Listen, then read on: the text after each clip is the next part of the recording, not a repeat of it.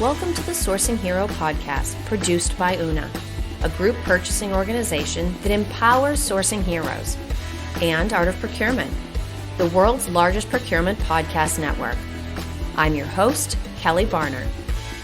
The goal of the Sourcing Hero podcast is to capture the epic stories of people who are rising up and beating the odds to create exceptional value within procurement, directly from those heroes themselves.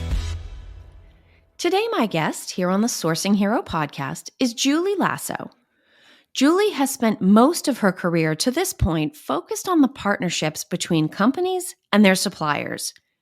She has deep experience in retail and with private label products, and can walk the line between negotiating savings and building value-oriented relationships as needed. Hi, Juli. Thank you so much for being with me today. Kelly, thank you so much for having me. I couldn't be more thrilled to be here. I'm interested to learn more from you today because I have background in both retail and a little tiny bit on the private label side. But before we actually get into the meat of our conversation, I want to give you the opportunity to share a little bit more detail about the background, about your professional journey to this point. Oh, I'd be happy to. Thanks for asking. Well, I am a Minnesota girl, born and raised. And when I graduated from college, I went to work for a hometown team, Target stores. And I spent about 17 years there. And It was an amazing experience. I was always in the merchandising adjacent spaces. So I did inventory planning, I did buying, but I spent about half of my career in negotiations and sourcing. And at Target, sourcing primarily in the own brand space is all about finding the right partners to bring those amazing own brand products to life and get them to the shelves, whether those are virtual or physical shelves. And it's just an amazing way to start a career. I learned so much working with those supplier partners, with Target's global partners and offices throughout the world. And I just couldn't love it anymore, to be honest. And when I made the choice to begin my next career chapter outside of Target, because really no one retires from corporate retail anymore at the age of 55, I always knew I'd have a next chapter. And I really wanted to continue to work in that space of building strong retailer and supplier partners. And today, that's exactly the work that I do. I launched my own consulting business about 5 years ago now. And I work with retailers, mostly on the retailer side, I would say, but it's a balance between both retailer and supplier side to help build those really strong partnerships. And whether that is in the own brand space or the branded space or that commingled space in between, that's all about finding the right partners. For the retailers, it's about having the right process to take those partners through when you're onboarding them to your organization or deepening the partnership. Ultimately, negotiations is often a part of the work that I do, whether that's the retailer or the supplier side, and then really navigating that supply chain through execution. Now, one of the things that I always think is actually very deceptive about the retail space is because most people are retail shoppers in their free time. They think they sort of understand the space. But what's easy to not pick up on is that, first of all, the margins are so razor thin that there is really no room for error. So as much as it seems like, oh, it's just Target, it's just my grocery store, it's just CVS, right? The sophistication that goes behind the simplicity that makes these large retail companies and operations work is something that really you could very easily overlook. And the second one is that there's also inherent complexity today when you are B2C and you're trying to create a large national brand, right? Because it doesn't take a whole lot to land your company in the headlines for the wrong reason. And it doesn't even have to be something sort of controversial. It could be 1% higher out of stock rates in a very common category of product. So, I'll be interested to hear from you. I think this is a good place to start. Let's do a quick temperature check. So we've all been through a lot, right? When I think about going to the doctor, they have that sort of rainbow chart, everything from the really unhappy face to like the happiest face you've ever seen in your whole life. Based upon your experience and the conversations you've been having, where on that continuum is sort of the general state of the typical procurement supplier relationship? I'm just smiling hugely thinking about the way you framed that question, because if I have to think of that smiley face position, that exists in moments of time. And if you are highly fortunate, that's a moment that gets celebrated between suppliers and their partners, but so often goes overlooked. So it's just gone, and then you're on to the next thing, right? Yeah. But I think to answer your question from a macro level, we are in a stabilizing place now. There's been a lot of ups and downs as we've navigated the COVID response era, where there's some incredibly tense relationships of what can you do, what can't you do, get me less, get me more, get it faster. What do you mean you're out of business? Yeah. And then over the last year, the shift has really been focusing on those cost of goods. So material changes, cost increases, and no one likes to have those conversations. No one likes to disappoint their partners or ultimately their customers by raising the cost of goods or ultimately the retails so that you can stay profitable and have a healthy business. But we're starting to see some of that stabilize. And we're recording this in December of 2022, and we have seen a recession hit. And I'm mildly optimistic that we're headed for a call it more of a stabilizing than a crash, as it were. So I do think this is a moment where partnerships are okay, and people are working in those partnerships to help stabilize for what's next. And how do we think about that in a way that keeps us in it keeps us with a certain amount of flexibility built in for what's to come, because there's not too much stable when it comes to retail. It's only a No. matter of time before the next major change comes. No, absolutely. And I like your focus on what's next, because as much as we're all doing the best that we can in the moments we've been handed, we still need to help ourselves sort of rise above and think about what may be next. And it actually seems like this area of procurement supplier partnerships is a key opportunity to do just that. So, although most procurement teams are measured based on savings, we all know that procurement can deliver so much more than that. Are true supplier partnerships and good supplier relationships an opportunity to get beyond the cost savings and the cost efficiency and get into some of those more value oriented areas? Oh, I absolutely think that's true. Cost savings might be one of the most directly measurable results of a strong procurement and sourcing organization, but that shouldn't be where the list stops. I would say that, or the organizations that I've worked with that are most successful are the ones that really understand the broader corporate values and initiatives. So in the retail space, of which I'm the most familiar, that often goes back to understanding what merchant priorities are.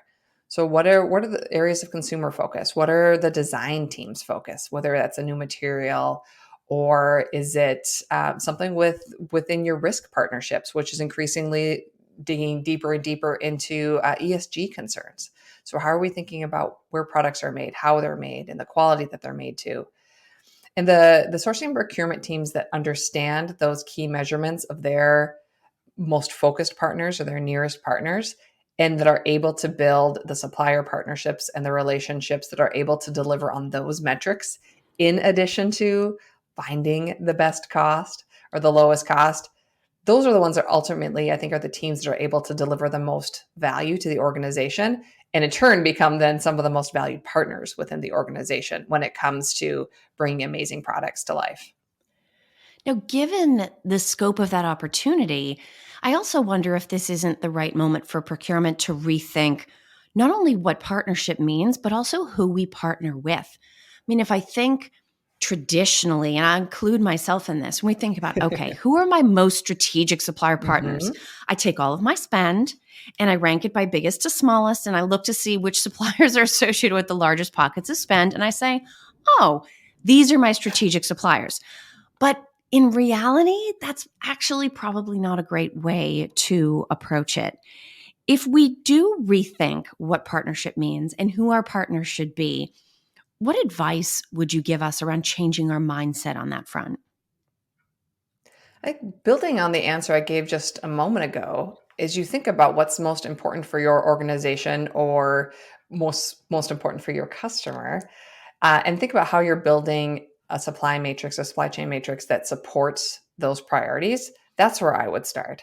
So Yeah. yes, great cost is going to be important, but if your customer is looking to you for the most innovative products, well, that gives you a couple of key priorities then. You're going to want to find partners that have either a great design team or they're quick to market, that they also have a really flexible and speedy supply chain.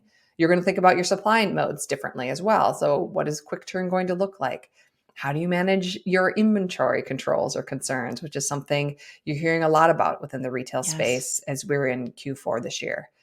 Conversely, if it's a product that needs to be on the shelf 365 days a year, fully in stock, you are going to change your measurements and your priorities to make sure you've got those partners that are going to be able to deliver day in and day out.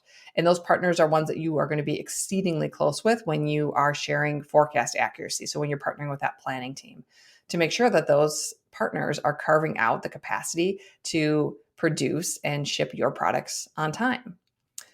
I think the other thing that we've also added to our punch list of priorities coming through to the last year are what are really key trigger points for us. Mm. So, what are the things that we simply cannot do without that we need to have our fallbacks for? So, it might be a really key piece of packaging, it may be a key production component, but how do we prioritize those partners that deliver on that very key essential piece, even if it's not our top dollar spend, but it's our, we could call it a priority spend or our essential spend. And those are the partners I would also hold really close to make sure that they are incredibly happy with the partnership that we're building and ultimately the value that we're building, and that we are growing as organizations in a compatible way. If we're looking to grow 10, 15%, double our volume, we want to make sure that that partner can also do the same thing. So those are the conversations that I think are incredibly important that help add a little bit more color Yeah. to the way you frame the question beyond just the rank top to bottom.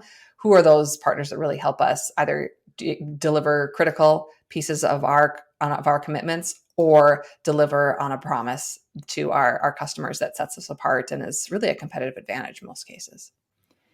Now, if we think about the nature of all of these different conversations, and we'll assume for a moment that, okay, we've taken all of your advice and we've got some very well selected, well functioning strategic supplier partnerships and relationships going on, I wonder how that potentially changes procurement's approach to contract renegotiation. I mean, it feels a little tiny bit like haggling over the price of dinner on a date. You know, if you work really hard to build up a relationship with a supplier, should it or does it increase maybe the discomfort around going back to them at the end of the contract term and saying, okay, partner, best friend, person that's walked this mile with us, what can we do around how you're billing us or the cost of your product or service? Is there a way to navigate that situation that both allows procurement to satisfy the mandate to be efficient and cost effective, but doesn't do damage to this relationship that you've invested so much time to build? I absolutely think there is a way to do that. And how I think about that contract conversation, that negotiation, is to more think of it as a spectrum of more of a competitive partnership, easily replaceable, more widget based conversations, Mm. all the way up to a more cooperative, collaborative conversation where this is a one and only. And it's not clear that there will be a partner that's going to be able to satisfy our needs in a different way. And then I start to think about what are the tools I have at my disposal. So we've got our trusty RFP process, which works really, really well when it's more of a competitive space Yeah. and you are swapping widgets when you can be very prescriptive in what you need and when you need it and how much you need. Yeah, you don't need to dig as deep for value. And so then I think you are able then to deliver on that commitment to the organization to be really efficient and be laser focused on cost as a key value or reliability as a key value. In the more cooperative space, I think you get more creative with the tools that you use and have conversations that are more around, we use the phrase in retail, joint business planning. And it's where you're able to actually have a conversation and think about not only what are your priorities, your interests, but you take some time to think about what are the priorities and the interests of the partners that you are speaking with. And this conversation can take more time, but that's if you approach it with curiosity and openness, you're able to really get to a broader value. So you don't do this with everyone, but you prioritize where and how that makes sense. So building on that list that we just spoke about a moment ago, who are those key partners that you simply can't do without? Is there a way you can talk about and set up that conversation differently to be able to expand the value that you're offering for both partners? And that's how I encourage my clients and partners to think about it: is you don't need one tool to satisfy the needs of all of those contracts. Really think about the approach based on what we need from that contract, what we need from Yeah. that partnership, and then size to fit steps from there. Now, one of the best things I think from a truly effective supplier partnership is the opportunity for procurement to learn. I'll be the first one to admit I certainly don't know everything about even the categories that I spent a long time managing. And yet, when you think of yourself as an expert, or when you've been positioned internally as an expert in something, it can be a little bit of a challenge to keep an open mind to new ideas or unexpected thoughts. What are some ways that procurement can not just remain open to ideas, but to be actively curious when we get into some of these collaborative discussions with supply partners? There's two ways that I think about that.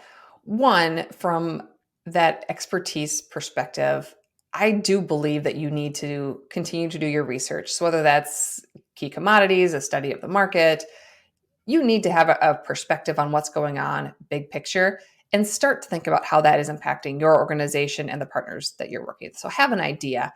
But my suggestion would be then to stop short of feeling that you have to come up with the idea or the approach. Mm, So stop maybe when you're 80 to 90% there in fully baking that conclusion, when the next step for you is to go talk to your suppliers or your partners as a part of that contract negotiation, or even if you're building out a new matrix. And the second piece that I would suggest is, after you've done some of that research, really think about what are the places that you don't have information, or that you find yourself making some assumptions, and what are some of the creative questions that you can think about going in that will help you gather information. And these are very rarely yes or no questions. yeah. So it gets the teams that you're partnering with to think about things in a different way as well, and you start to unlock a lot of different value. One of my mentors in the negotiation space asked a question that is simply one of my favorites. Depending on the partnership or the agreement that you're trying to reach. It's something along the lines of, how do I become your favorite partner? Or how do I get Ooh, the that is best good. deal or the best offering? It's something along those lines. And obviously you don't ask this of all of your partners, but for Yep. the partners that you really want to make sure value you and your business and ultimately are as committed to delivering for your customers you are. Yeah, what are those questions that get them excited and engaged in your business and how you want to show up for them, so that when the chips are down and when there's a pandemic and when supply chains are completely Yes. thrown up in the air, that the phone call that they are making to you is, how do we get this done? How do we make this happen? And it's not the email saying, we've just canceled your product or you'll see it in 18 months. That is such a great question. And it's interesting because procurement has talked for a long time about wanting to position their company as a customer of choice, right? Which we Mhm. certainly saw either play out or provide evidence that it was not the case over the last couple of years. But actually asking the suppliers, because it's going to be different. I mean, Mhm. we've talked about there's so many different ways to negotiate deals. There's different kinds of relationships. There's different kinds of negotiation styles. But there's also different things that have different levels of value to certain suppliers. And so what we think might position us as a customer of choice, certainly some things like, please pay your suppliers on time, please be responsive when Yep. someone emails you or calls you. Those are just basic kind of table stakes. Please do a good job at work, right? But Yes. beyond that, what creates value for that supplier, what creates relationship and partnership for that supplier might not only vary widely by company, in some cases, it might actually be a surprise to procurement, mightn't it? I think so. And I think Yeah. if you approach it with curiosity and you aren't expecting to hear just corporate politeness as an answer, and you're open to taking some action on that, it's so much fun. I've seen it time and time again in a specific contract negotiation or conversation where it's like, oh, I had no idea that was important to them. Oh yeah, that's an easy give on our part. And it's impressive what it can unlock. So, Julie, as we start to wrap our time, this is sort of the traditional close to every conversation that we have here on the Sourcing Hero. So this is your moment. You are now being added into the tradition, into the community of the Sourcing Hero family. You get a choice. I'm going to give you 2 questions, and you can answer whichever one of these you want. So the first option is, what does the idea of a sourcing hero mean to you? And the second option is, what do you think heroism looks like in a business context? For me, a sourcing hero is the one that has the best crystal ball. No, kidding. For me, a sourcing hero in retail, that feels like a fair thing to ask for. Oh, goodness. You can ask for it. I've never seen anyone's crystal ball. Yeah.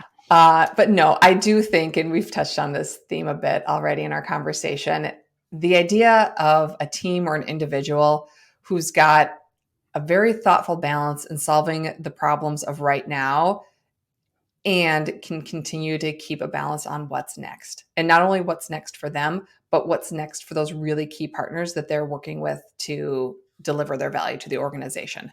So whether that's internal partners or external partners, what is going to help those teams show up to be the best version of what you need them to be when you're thinking about bringing your solution or your product to life.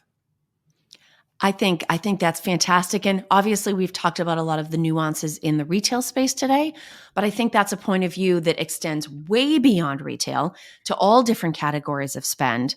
And so I appreciate you sharing your point of view on that. Now, for people that have listened in and like what they heard, or maybe they just want to geek out about retail with you, what would you say is the best way for them to get in touch? Oh, goodness. Well, I highly encourage retail geeking out. That's one of my favorite things. So please do feel free to reach out. LinkedIn is probably the easiest place to find me, both what I've shared and to connect with me directly. And you'll see my name, I'm sure, in the podcast liner notes, but I'm Juli with no E. So Juli, and then Lassow, Lassow. I'm the only one in LinkedIn. So you can find me there. Please feel free to reach out and connect. And then JHL-Solutions is the website where I've got a fair amount of information available on retail, supplier partnerships. I also have a bit of a passion around the circular economy. So if that's something that's of interest as you're building out your supply chain procurement partnerships, please do check out information there. And if you want to chat more, by all means, do reach out. Juli, thank you so much for being with me today. Oh, thank you so much, Kelly. It's been a treat. Thank you for listening to this episode of the Sourcing Hero podcast. Join us again next time for more true stories of sourcing and business heroism performed by your colleagues and peers. Look for the Sourcing Hero wherever you get your podcasts, and don't forget to subscribe. Finally, don't forget, sourcing heroism is taking place all around us every day. Keep your eyes open and you're bound to see it. Until next time, I'm your host, Kelly Barner. Stay well, and always remember that you can be a hero too.